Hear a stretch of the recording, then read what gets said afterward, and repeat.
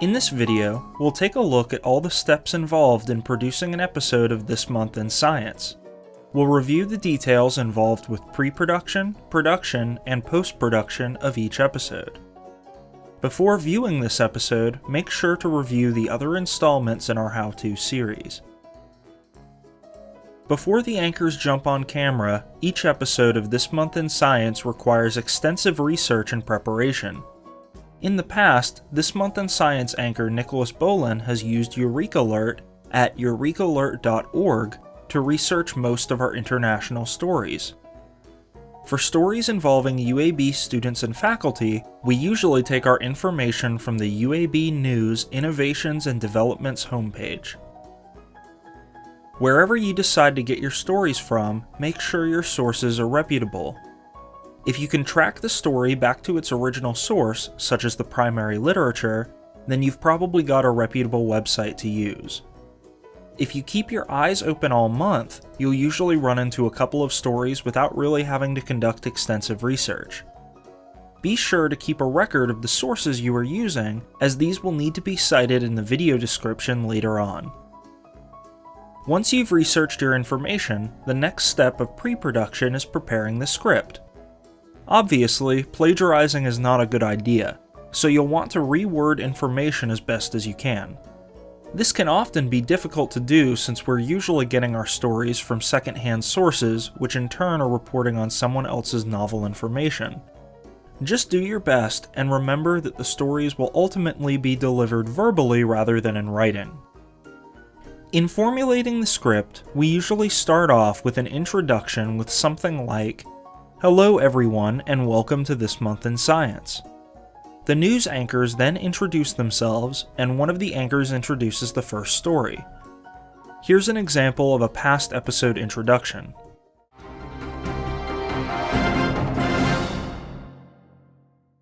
Hello everyone and welcome again to This Month in Science. My name is Nicholas. And I'm Kristen. We have some exciting scientific innovations and discoveries from around the globe in this episode, brought to you by universities, medical centers, and even the New York Times. We'll start off with a bang this month and address an enormous breakthrough that's making waves in the world of astrophysics. After the introduction, the first anchor will cover the details of the first story, and then the second anchor will go right into the second story. Then, both anchors will comment on the second story together, exchange some banter, and then introduce the next story. The scripts generally follow the format of introduction, story, story, comments, story, story, comments, story, outro. 5 stories per episode has been working well. You'll want to try to review a variety of national and international stories from varying scientific disciplines for 3 of the stories, and then review 2 stories from here at UAB. Once the scripting is done, it's time to prepare the set for the episode. For past installments of This Month in Science, we've used a Panasonic HC VX870K 4K camcorder and a Blue Yeti USB microphone.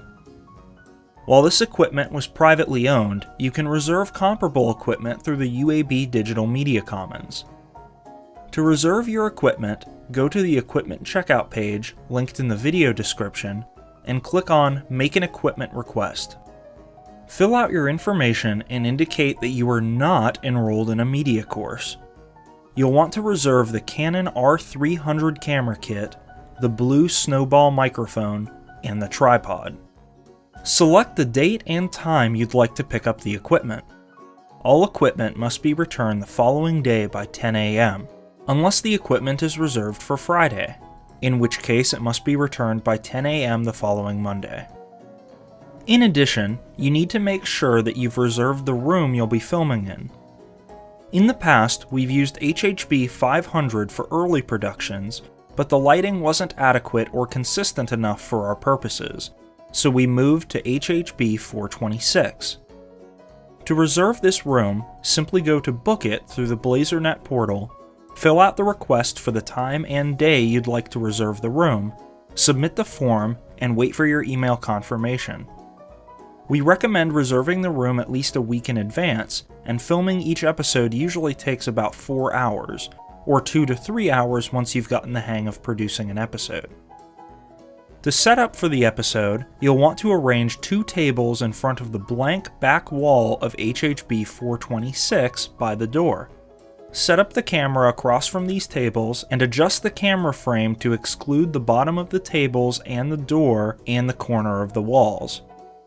Set up a stack of textbooks or other stable height enhancer behind the camera to set the laptop on. You'll want to set the video script to a slideshow to serve as a teleprompter for the anchors. You'll want to work with the anchors to adjust the height so the script is just barely visible above the camera. Any other placement will result in the anchors appearing to look off into the distance on camera rather than directly at the viewer. Set the microphone up on the table with the anchors and run the cord to a second laptop by the camera. You'll want to set up the Audacity software to record all audio for the episode. See more details on recording with Audacity and downloading the software in our audio how-to video.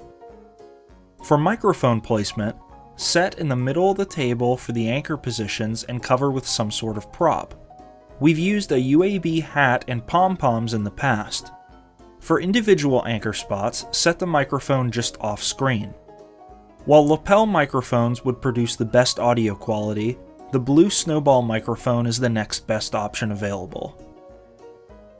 Now that you're ready to film, here are some general tips for the production crew. For those of you appearing on camera, make sure that before you start filming, you silence your phone and other electronic devices and ensure that your clothes are in proper order. This may include straightening your tie, making sure your shirt is buttoned up, etc. Prior to filming, the camera operator will require a precise setup, posture, and lighting for the anchors. This is to ensure the on-camera talent fits in frame on camera and appears squared up towards the viewing audience. Since the script appears on a computer above the camera, there is no need to memorize the script. When reading from the laptop, try to look and sound as natural as possible. Make it look like you're not reading from a script. To that end, while memorization is not required, it is a good idea to be familiar with the script and practice your lines beforehand. When speaking, try not to speak too quickly or too quietly, and be sure to properly enunciate key words. Louder is better to a point, but make sure both anchors are speaking at similar volumes. When you are on camera but not speaking, either maintain eye contact with the camera with a pleasant expression on your face, or look at the person who is speaking. Lastly, it is difficult to cancel out background noises in post-production, so if you are sitting in a squeaky chair, be mindful not to shift around while the camera is rolling. And if people are making noise in the hallway, you'll want to wait for the noise to die down and run another take. All of the rules to avoid background noise apply to everyone in the room, including the camera operator. While filming, it is the camera operator's task to ensure everything is running smoothly. It may seem simple, but make sure both the camera and audio recording software are recording when they're supposed to be. It's an awkward scenario when an anchor nails a take and you have to inform them that the camera wasn't running. During filming, you'll want to make sure that the camera remains in focus, your subjects remain in frame, and the anchors look appropriately positioned. They can't see themselves while recording, so it's your duty to make sure that everything looks as it's supposed to on camera. In addition, you'll need to monitor the audio track. If you notice any substantial background noise or any inappropriate peaks in the audio, it's your job to say something and call for another take. Lastly, as a general rule of thumb, we recommend running at least 2 good takes for every shot. This way, if something unexpected happens with one, you've got a suitable backup. Now that you've completed production, it's time to get down to the editing details. First thing, you need to choose the video clips and associated audio files for the clips you wish to use. Once you choose the best takes, go ahead and edit the audio. Since you need the audio to match pace with the video to set appropriate lip syncs, the only edits you'll need to do include reducing background noise and silencing breaths in between sentences. For details on audio editing, please review the audio how-to video. For editing This Month in Science, you'll need to download the iMovie library template. Since this file is larger than 90 gigabytes, it's much too large to upload to any normal file sharing site, including Canvas. You'll need to speak with either Clay or Dr. Tucker about receiving a copy of this file. To use the iMovie library, download onto your computer and make sure you have iMovie installed. Simply double-click on the library to open the file. Once you've got the iMovie library installed, the editing template is split up into 3 parts. Start off by opening TMIS Stage 1. In the first part, you'll need to set the opening graphic in the background of the anchor clips. For each anchor clip, drag and drop the original file onto the video in the template and click Replace. Once the clip is replaced, adjust the length of the logo clip and adjust the placement in the background. Scrub through the video to ensure that the anchors are not covered by the logo at any point in the video clip. Also, make sure the shadow feature is selected for the logo. Once the settings are adjusted, export the video in 1080p with the better quality option selected, and repeat this process for all the anchor clips. Next, open TMIS Stage 2. This will be the exporting stage where you'll be editing the majority of the video. To begin, you'll need to change the introduction text to match the names of the new anchors. Simply double-click on the text box to open the editing options. Once that is complete, you'll need to replace the audio and video clips in the timeline.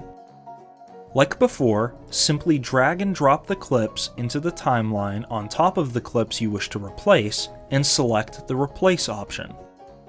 To adjust the lip sync, zoom in on the timeline and match the audio peaks on the video with those on the audio file. When you can play the clip and both audio files line up perfectly, trim up the ends of the video clip and mute the video. Repeat this process for all clips in the timeline. For the individual anchor clips, you'll need to add relevant art and title cards. We recommend 2 or 3 different pictures per story. You can find relevant photos on the original story articles or by searching the topics on Google Images. Be sure to save all of your sources, as you'll need these for the video description later on. Once you have the images, go to the Modules tab on the SciTech Canvas page and download the banner.png file. You can edit the images with the banner and text of your choosing in Microsoft Paint, Pixelmator, or another comparable image editing software. Once your title cards are complete, delete the old one and drag the new one into the timeline. Adjust the crop to fit and choose the Picture in a Picture option. Add a border and shadow, and adjust the size and placement of the title card on screen. Lastly, ensure the time length of the picture is as desired, and the appropriate fade in, fade out is applied.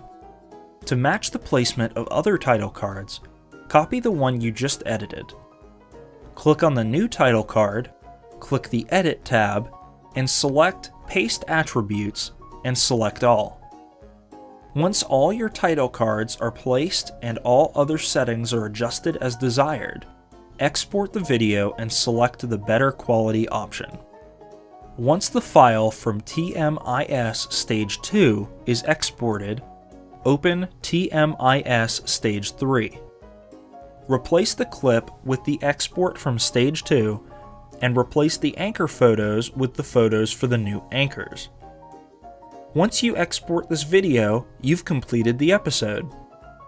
Upload the episode to YouTube and be sure to include all of your sources in the YouTube description. For a sample YouTube description, or any other information, go to This Month in Science under the Modules tab on the SciTech Canvas page.